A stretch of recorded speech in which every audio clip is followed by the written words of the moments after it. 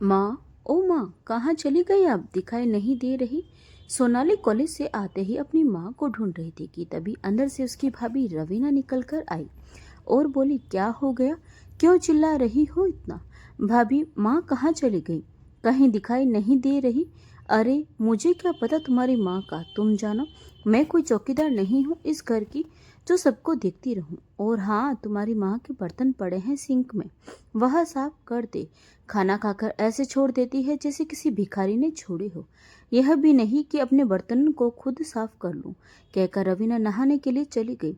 सोनाली उदास होकर सोचने लगी कि भाभी का फिर से वही राग शुरू हो गया, लेकिन उन्होंने यह भी नहीं पूछा कि कॉलेज गई थी तो इतनी जल्दी कैसे आ गए, क्योंकि आज सोनाली के बीएड का परिणाम आया था जिसमें वह अपने कॉलेज में टॉप आई थी। इसीलिए उसे कॉलेज की तरफ से 1 लाख रुपए का इनाम मिला था, जो जो प्रतिवर्ष टॉप छात्र को दिया जाता है। वही खुशखबरी सोनाली अपनी माँ को सुनाना चाहती थी।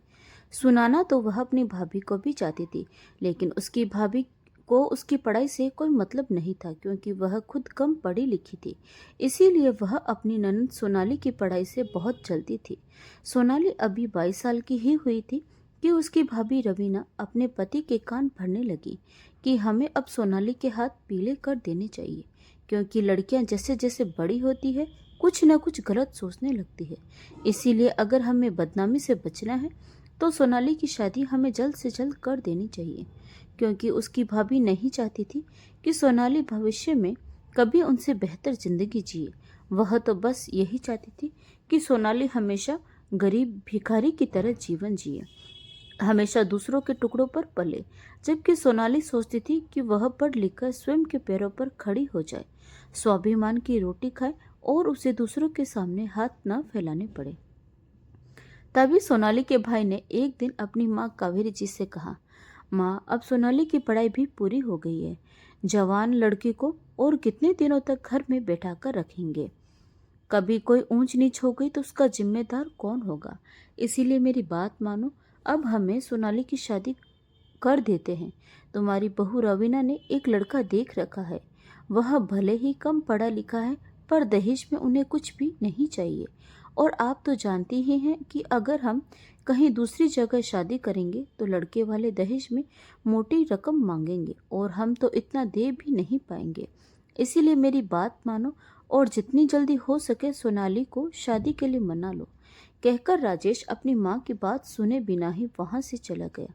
कावेरी जी ने जब यह बात अपनी बेटी सोनाली को बताई तो सोनाली अपनी आंखों में आंसू लिए हुए बोली, माँ, आप भैया को समझाओ ना, मुझे अभी शादी नहीं करनी, पहले मुझे अपने पैरों पर खड़ा होना है। काश माँ, आज पापा जिंदा होते तो मैं अपने भाई भाभी पर बोझ नहीं बनती, कम से कम मुझे कुछ करने का एक मौका तो मिलता। प्लीज माँ, आप ही भैया को समझा सकती हैं। बेटी की बात सुन कावेरी जी भी उदास हो गई और बेटी, अब मैं भी क्या कर सकती हूँ? किस्मत के आगे किसी का जोर नहीं चलता। मैं भी तो तुम्हारे भाई भाभी पर ही निर्भर हूँ, तो मैं क्या कहूँ? और वैसे भी जवान ननंद और बूढ़ी माँ तुम्हारे भाई भाभी के कलेजे में कील की तरह चुभ रही हैं। उन्हें तो यही लगता है कि बस जल्दी से जल्दी इन दोनों से छुटकारा मिल जाए। अब मुझे तो पता नहीं भगवान कब उठाएगा, तो वे लोग तुम्हारी शादी करके तुमसे छुटकारा पाना चाहते हैं। तो सोनाली कहने लगी, माँ, क्या मेरी जिंदगी के 2 साल भी मुझे नहीं मिल सकते? भैया भाभी को तो कभी मेरी पढ़ाई से कोई मतलब नहीं हुआ, बस बाहर लोगों से पूछते रहते हैं कि शादी के लिए कैसा भी लड़का ढूंढ दो। यह क्या बात हुई माँ? मैंने बोल दिया ना कि मैं अभी शादी नहीं करना चाहती। इतने कहते कहते वह जोर से रोने लगी। तभी उसकी भाभी रवीना वहां आई और बोली, इस महारानी के सपने तो देखो, कितने बड़े बड़े हैं। पहले नौकरी करेगी, फिर 2-3 साल बाद शादी करेगी। अरे अब बूढ़ी होकर शादी करने का इरादा है क्या? समाज क्या कहेगा? पर इसे तो समाज की कोई परवाह ही नहीं। और आप मम्मी जी ये क्या कह रही हैं? अपनी बेटी को समझाने की बजाय उसका साथ दे रही हैं। इतना कहकर रवीना पैर पटकती हुई अंदर चली गई और जाकर अपने पति राजेश से बोली, सुनो जी, 2 महीने के अंदर मैंने जो कहा था वह लड़का देखकर उसकी शादी निपटा दो, ताकि हमारे सर से बोझ उतरे। आगे भी हमें अपनी जिंदगी में बहुत कुछ करना है। कब तक अपनी बहन को घर में बैठाकर रखोगे? और वैसे भी आपकी माँ का बोझ क्या कम है, जो अब तक इस जवान बहन को भी घर में बैठा रखा है। मैंने बोल दिया ना, बस जल्दी से जल्दी इसे यहाँ से विदा करो। तो राजेश कुछ नहीं बोला और चुपचाप उसने हाँ में गर्दन हिला दी। तभी सोनाली ने अपने भाई की तरफ उम्मीद भरी नजरों से देखा और बोली, भैया, बड़ी मुश्किल से मैंने बीएड की है। यह डिग्री आसानी से नहीं मिलती। बस भैया 2 साल और दे दो मुझे, फिर आप जहाँ कहोगे मैं वहीं शादी कर लूँगी। प्लीज़ भैया, मना मत करना, राजेश बोला। सोनाली, तुमने अपनी भाभी का फैसला सुन लिया ना? और वैसे भी मैंने अपने तरफ से पूरी कोशिश की अच्छा लड़का ढूंढने की, पर मिल ही नहीं रहा। और अगर मिल भी गया तो वह दहेज बहुत मांगेंगे। तो इसीलिए अब जो भी लड़का मिलेगा उससे तुम्हारी शादी करके मैं भी अब इस बोझ से छुटकारा पाना चाहता हूँ। अपने भाई की बात सुन सोनाली की आंखों में पानी आ गया और उदास होकर बोली, भैया, आखिर आपको मैं और माँ बोझ क्यों लगती हैं? तो भाभी बीच में ही बोल पड़ी, अरे बोझ ही तो हो आप दोनों इस घर के लिए। कहकर अपने पति से बोली, सुनिए जी, इनकी बातें सुनने के लिए हमारे पास समय नहीं। आप जाइए और जो मैंने कहा है वह कीजिए। तो राजेश वहां से चला गया और उसके बताए हुए रिश्ते को देखकर आया। फिर आकर अपनी पत्नी से उस रिश्ते की चर्चा की और बोला, रवीना, मुझे तो यह परिवार कुछ ठीक नहीं लगा। तो रवीना बोली, आप भी बेकार में चिंता कर रहे हैं जी। क्या हुआ? अगर लड़का ज़्यादा पढ़ा लिखा नहीं है तो कम से कम अपनी दुकान से अपने घर का खर्चा तो चलाता ही है ना। और सबसे बड़ी बात, वह दहेज भी नहीं मांग रहे। मैं तो कह रही हूँ, आंख मूंद कर हाँ कर दो बस, और जाकर अपनी माँ और बहन को अपना फैसला सुना दो कि अब इसी लड़की से सोनाली की शादी करें। अब आप सोच क्या रहे हो? हमारे पास लाखों रुपए नहीं हैं जो आपकी बहन को दहेज देकर इस घर से विदा करें। पत्नी की बात मानकर राजेश अपनी माँ के पास गया। जाकर बोला, माँ, एक खुशखबरी है सोनाली के लिए। एक लड़का मिल गया है। हाँ, ज़्यादा पैसे वाले तो नहीं है, पर उसकी अपनी दुकान है। घर में उसकी माँ और 2 बहनें हैं। सोनाली बहुत खुश रहेगी वहाँ पर। बस आप तो शादी की तैयारी करो। तो कावेरी जी बोली, राजेश, कैसा भाई है रे तू? तेरी एक ही बहन है, उसे भी कुएं में धक्का देगा क्या? कम से कम घर परिवार तो अच्छे से देख लेता बेटा। तेरी बहन अच्छी पढ़ी लिखी है और मैंने सुना है कि वह लड़का बस 8वीं पास है। क्या उसके साथ वह खुश रह पाएगी? कैसा भाई है तू? पहले अपनी माँ और अपनी छोटी बहन भी तुझे बोझ लगने लगी है। तो राजेश गुस्से में बोला, माँ, सिर्फ सोनाली और आप ही नहीं, बल्कि मेरी पत्नी और मेरे बच्चे भी हैं मेरी जिम्मेदारी। मुझे उनका भी भविष्य देखना है। अब जो भी पैसा है वह सारा ही अगर मैं सोनाली की शादी में लगा दूंगा तो मेरे बच्चों का भविष्य का क्या होगा? क्या यह सोचा है आपने? फिर मैं बहुत ज़्यादा भी तो नहीं कमाता और मुझे भी यह रिश्ता ठीक ही लगा। लड़के वालों की कोई मांग नहीं है, इसीलिए तो हाँ करके आ गया हूँ। और आप भी अपनी बेटी के मुंह में मोह में इतने स्वार्थी मत बनिए कि अपने बेटे बहू के बारे में आपको ध्यान ही ना रहे। तभी रसोई में काम कर रही सोनाली अपने भाई की सारी बातें सुन लेती है और आकर कहती है, भैया, आप मेरे जीवन का फैसला करने जा रहे हैं, मुझसे एक बार भी पूछा तक नहीं। मेरी इच्छा और मेरी मर्जी का क्या कोई मोल नहीं है? क्या आपको भी मेरे नौकरी करने से दिक्कत है? मुझे तो समझ नहीं आ रहा कि क्यों मैं आप लोगों पर इतनी बोझ बन गई हूँ कि मुझे मेरी जिंदगी के 2 साल भी आप लोग नहीं दे पा रहे हैं। भैया, अगर मैं कमाऊंगी तो आपका ही तो हाथ बटाऊंगी। आई और बोली, देख रहे हो इसकी कितनी जुबान चल रही है। अब तो बस इस पर लगाम कसने की देर है, वरना देखना हमारी जंग हंसाई करवाएगी ये। तभी राजेश बोला, बस सोनाली, अब कुछ और नहीं कहोगी। तुम बस चुप रहो। मैंने और तुम्हारी भाभी ने फैसला ले लिया है कि तुम्हारी शादी उसी लड़के से होगी और अब तुम्हें जो भी करना है अपने ससुराल में जाकर करना। हमारे सर से अब यह बोझ उतरने दो। तभी सोनाली रोते हुए बोली, भैया, आप मुझे बार बार बोझ कहकर क्यों संबोधित कर रहे हो? कल को आपकी बेटी भी बड़ी होगी तो क्या आप भी वही आपके लिए बोझ बन जाएगी? क्या उसकी शादी भी आप लोग जल्दी ही बिना उसकी मर्जी के कर देंगे? हाँ, कर भी सकते हैं। जो अपनी बहन और माँ को बोझ समझ सकते हैं उनके लिए अपनी बेटी भी किसी बोझ से कम थोड़ी ना होगी। सच कहा है किसी ने कि पिता ना हो तो बूढ़ी माँ असहाय हो तो एक बहन अपने भाई के लिए बोझ बन जाता है। सोनाली कहती रही और उसके भैया भाभी बिना उसकी बात का जवाब दिए ही वहां से चले गए और सोनाली अपने सपनों को टूटता हुआ देख वहां खड़ी रोती रही। आखिरकार भैया भाभी के दबाव में आकर सोनाली को शादी के लिए हाँ करना ही पड़ा। कुछ ही दिनों में सोनाली की शादी प्रशांत के साथ हो गई और सोनाली विदा होकर प्रशांत के घर चली गई। वहां जाकर देखा तो वहां का माहौल एकदम ही अलग था। घर परिवार में पढ़ाई लिखाई से किसी को कोई लेना देना भी नहीं था। दिन ऐसे ही बीत गए। फिर एक दिन सोनाली ने अपनी सास से सवाल किया, मम्मी जी, दीदी लोग घर में ही क्यों रहती हैं? तो सास विमला जी बोली, लड़कियों को ज़्यादा पढ़ा लिखा कर क्या करना है? आखिरकार उसे संभालना तो चूल्हा चौका ही है। और तुम भी अपने ज्ञान की बातें चूल्हे में डाल दो और घर संभालो। और वैसे भी हमें भी तो पढ़ी लिखी बहू चाहिए ही नहीं थी, पर तुम तो हमारे प्रशांत को पसंद आ गई थी, इसीलिए हमने भी हाँ कर दी, वरना लड़कियों की तो कोई कमी नहीं थी। विमला जी की बात सुनकर सोनाली के पैरों तले जमीन खिसक गई। उसकी रही सही उम्मीद भी अब जाती हुई नजर आ रही थी। अब तक उसे लग रहा था कि इन लोगों ने कम दहेज लिया है तो यह लोग खुले विचारों के होंगे और हो सकता है प्रशांत की पढ़ाई भी किसी कारण से ही पूरी नहीं हो पाई होगी। पर यहाँ का नज़ारा तो कुछ और ही था। यह तो वही बात हो गई कि आसमान से गिरे और खजूर पर अटके। धीरे धीरे घर के हालात सोनाली के सामने आने लगे। लेकिन सोनाली पढ़ी लिखी थी, इसीलिए उसने पहले घर के हालात समझे और फिर पूरा घर अपने हिसाब से चलाने लगी। सास विमला जी जुबान की तेज थी, पर कोई प्यार से बात करे तो वह बात को समझ जाती थी। धीरे धीरे समय बीतने लगा। सोनाली पढ़ी लिखी थी, इसीलिए वह अपनी दोनों नंदों की पढ़ाई में मदद करने लगी और पूरे घर की बागडोर उसने संभाल ली।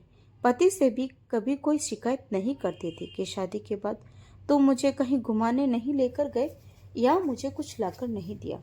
उसने प्रशांत के सामने ऐसे भी कभी कोई चर्चा ही नहीं की ही नहीं, जिसके कारण प्रशांत भी सोनाली की बहुत इज्जत करने लगा था। शुरू शुरू में सोनाली ने सब कुछ समझा और फिर उसने एक दिन विमला जी से कहा, मम्मी जी, अभी तो सोनू मोनू दोनों छोटी है, कल को उनकी शादी भी करनी होगी, तो जितने पैसे यह कमा रहे हैं क्या उसमें सब कुछ हो जाएगा? जितनी उनकी कमाई है उसमें तो बड़ी मुश्किल से बस घर चल पाता है और भविष्य के लिए तो कोई सेविंग हो ही नहीं पाती है। जिंदगी की गाड़ी अगर एक पहिए पर ही चलेगी तो सोचिए उस एक पहिए पर कितना बोझ पड़ेगा। वहीं अगर दो लोग कमाने वाले होंगे तो एक दूसरे का बोझ भी कम हो जाएगा और भविष्य के लिए भी पैसे जमा हो जाएंगे। बहू की बात सुन विमला जी थोड़ी देर चुप रही और फिर सोचने लगी कि कहीं ना कहीं सोनाली की बात सही है। आखिर प्रशांत भी तो अपनी जिंदगी कहाँ जी पा रहा है, कोई खुशी नहीं है उसकी जिंदगी में। यह सब सोचकर विमला जी बोली, तुम कह तो ठीक रही हो बहू।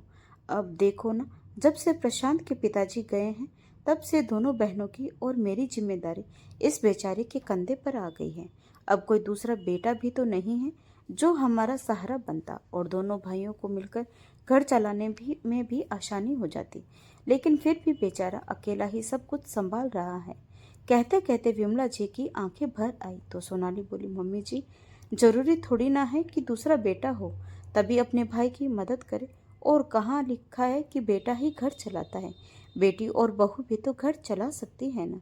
अब देखो ना, मैंने बीएड की डिग्री ली हुई है, आप जानती हैं, मुझे भी स्कूल में अच्छी नौकरी मिल सकती है और मेरी पगार भी बहुत अच्छी होगी। सुबह जाऊंगी और दोपहर तक वापस आ जाऊंगी। अच्छा वेतन आएगा तो घर को भी सहारा मिल जाएगा। और मैं चाहती हूँ कि मेरी दोनों नंदों का जीवन संवर जाए और यह भी अकेले कितना कर पाएंगे। मुझे उनकी हालत देखकर बहुत दुख होता है। सोनाली की बात सुन विमला जी के दिमाग में धीरे धीरे बात बैठने लगी। उस वक्त कुछ बोली तो नहीं पर गुस्सा भी नहीं हुई, तो सोनाली को लगा कि शायद बात बन सकती है।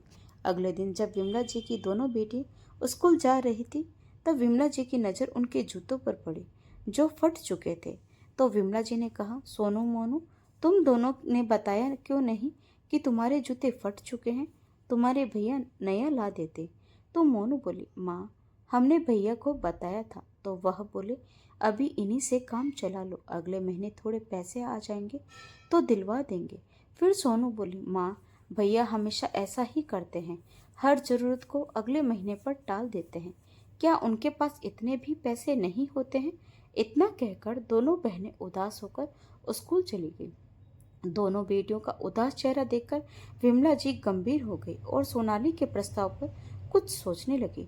शाम को जब घर में सभी लोग मौजूद थे, तब विमला जी सबके सामने सोनाली से बोली, बहू क्या तुम सच में नौकरी करना चाहती हो?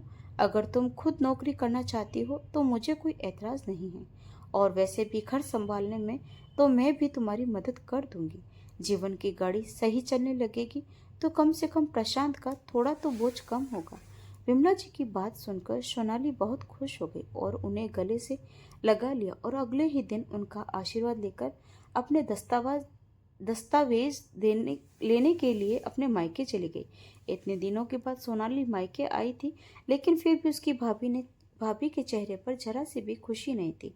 उल्टा उसे देखते ही ताने मारने लगी थी। अरे क्या हुआ, ससुराल में मन नहीं लग रहा था क्या जो मायके चली आई? बड़ी मुश्किल से तो इस घर के बोझ को हटाया था, कहीं लड़ झगड़ तो यहाँ रहने नहीं आ गई हो। सोनाली ने अपनी भाभी की बातों की कोई परवाह नहीं की और अपनी माँ के पास जाकर उनका आशीर्वाद लेते हुए बोली, माँ मेरे ससुराल वाले बहुत अच्छे हैं। मेरी सास मेरी नौकरी के लिए राजी हो गई है, इसीलिए मैं अपने सर्टिफिकेट लेने आई हूँ।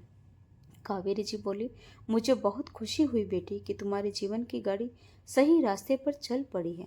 वह तो कुछ लोगों की आंखों में तुम चुभ रही थी और वे कभी नहीं चाहते थे कि तुम नौकरी करो और अच्छी जिंदगी जियो, पर ईश्वर के घर देर है अंधेर नहीं। तभी उसकी भाभी रवीना आई और बोली, ऐसा कैसे हो सकता है? तुम्हारी सास तो पढ़ी लिखी बहू भी नहीं चाहती थी, तो वह तुम्हारी नौकरी करने पर राजी कैसे हो सकती है? जरूर तुमने लड़ाई झगड़ा किया होगा। तो सोनाली बोली, भाभी मैं आपको बताना जरूरी नहीं समझती कि मेरी सास कैसे राजी हुई और कैसे नहीं, लेकिन जो लोग समझना चाहते हैं उन्हें ही बातें समझ में आती हैं। यहाँ तो मैं कह कर थक गई थी, पर किसी ने मेरी बात नहीं समझी। अब मेरा घर ही मेरा घर है और मैं अपने घर की बात अपने तक ही सीमित रखती हूँ। इतना कहकर सोनाली ने अपना सामान लिया और अपनी माँ का आशीर्वाद लेकर अपने ससुराल के लिए जाने लगी। जाने से पहले वह अपनी भाभी से बोली, भाभी आपने तो बहुत कोशिश की थी मेरी जिंदगी नरक बनाने की, पर मैंने भी ठान लिया था कि मैं अपनी जिंदगी संवारूंगी जरूर। इतनी मेहनत से दिन रात करके जो मैंने पढ़ाई की है उसे इस तरह से बर्बाद तो नहीं होने दूंगी, और एक दिन देखना अपने पैरों पर खड़ी होकर भी दिखाऊंगी। भले ही मेरे भाई ने और आपने मुझे बोझ समझा, पर मेरा पति मुझे बोझ नहीं समझता है। यह कहकर सोनाली वहां से चली गई।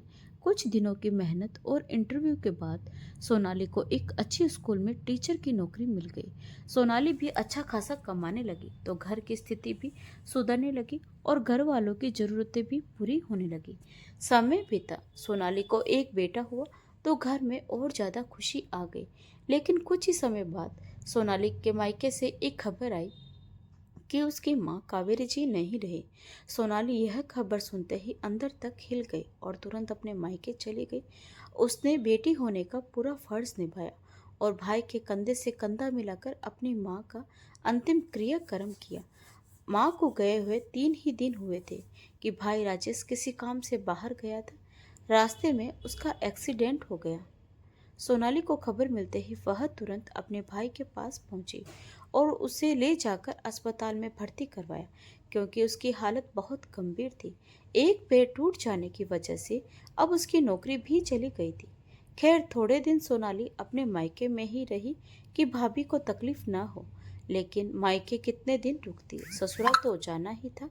जाने से पहले अपने भाई भाभी से बोली, भैया भाभी आपने तो मुझे बोझ समझा था, पर मैं आपके बच्चे को बोझ नहीं समझती हूँ, इसीलिए आपकी बेटी की पढ़ाई लिखाई का सारा खर्च अब मैं उठाऊंगी। उसे अच्छे से अच्छे कॉलेज में पढ़ाऊंगी ताकि वह अपने पैरों पर खड़ी हो सके। यह सुनते ही उसकी भाभी रवीना शर्म से जमीन में गड़ी जा रही थी और सोनाली के पकड़कर बोली, सोनाली मुझे माफ़ कर दो। मैंने तुम्हें हमेशा बोझ समझा और आज तुम ही मेरी बेटी के लिए इतना सोच रही हो। अपनी भाभी की आंखों में पश्चाताप के आंसू देखकर सोनाली बोली, जो हुआ उसे भूल जाइए भाभी। अब तो माँ भी नहीं रही तो इस घर में मेरा आना जाना भी उतना नहीं हो पाएगा। बस आप भी अब अपनी बेटी के भविष्य के बारे में सोचिए और मुझसे जितना हो पाएगा मैं मदद करूंगी। इतना कहकर सोनाली वापस अपने ससुराल चली गई। समय बीता। एक दिन विमला जी बोले, प्रशांत आप अपनी बहनों के लिए भी लड़का ढूंढना शुरू कर दो। तो सोनाली बोली, नहीं मम्मी जी, पहले दोनों अपने पैरों पर खड़ी हो जाए, फिर जाकर उनकी शादी के बारे में सोचे ताकि वे आगे चलकर बेहतर जिंदगी जी पाए। तो विमला जी बोली, लेकिन बहू, वह तो यह अपने ससुराल जाकर भी तो कर सकती है ना, जैसे तुमने किया है। सोनाली बोली, नहीं मम्मी जी, यहाँ आप मुझे माँ के रूप में मिली, आपने मेरी बात समझी, इसीलिए मेरा सपना पूरा हो गया। पर जरूरी तो नहीं कि इन्हें भी ससुराल में आप जैसी सास मिले। तो हम क्यों दूसरों के सहारे अपने सपने पूरे करें। इन्हें इतना मजबूत बनाकर इनके घर भेजेंगे ताकि अगर मुसीबत आए भी ये पूरी तरह से तैयार रहे, उनका सामना कर सके।